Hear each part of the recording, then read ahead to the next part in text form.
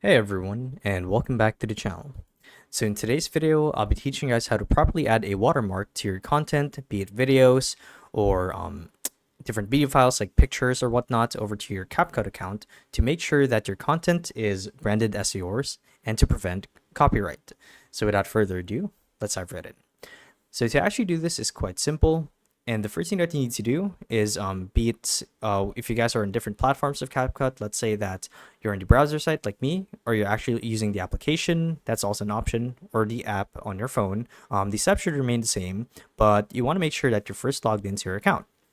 And the idea is once you're in the dashboard, let's actually select a project, or let's do one from scratch instead.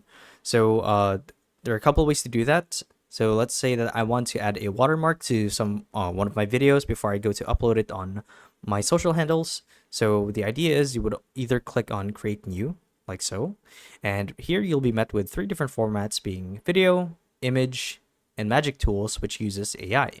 So you can either do that or click on a video right here and click on upload a new video.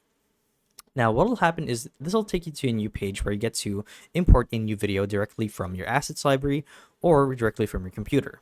Or you can even have the option here to use your Google Drive by connecting your account or your Dropbox. So in this case, actually let's do one from scratch again. I'm going to delete this. So if I were to upload a video, I would click on this and it'll actually open up a new window for your Explorer where you get to choose the video that you want to upload to CapCut. So I've made my selection. Here's the video that I want to work in. Now, if I want to add a new element to this video, or rather, I should say my brand, you would want to go to text. So this box right here, and we're going to add a heading, or honestly, we can customize it or resize it to whatever you want. It can be a new container or whatever. So let's add a heading right here. And we're going to drag this or reshape this, I should say. So let's actually drag this to the top left corner of the screen. And we're going to change it into our brand. So we're going to enter the text. Let's just do core dynamics. And obviously that's too big. So we're going to change the font for it, or rather the size. So let's do, what's the smallest one that's not too distracting? We can do 6. Drag it all the way across to the corner. So let's click out of this first. Here we are. Okay, so here's our watermark.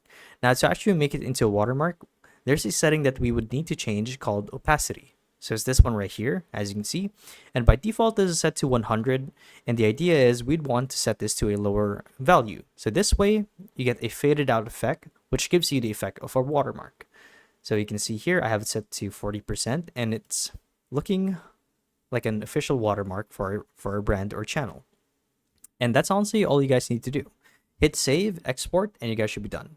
So yeah, that's how you guys do it. So hopefully this video helped you out, and if it did, be sure to let us know down in the comment section below. So yeah, thank you for watching, and we'll see you guys in the next one. Bye bye.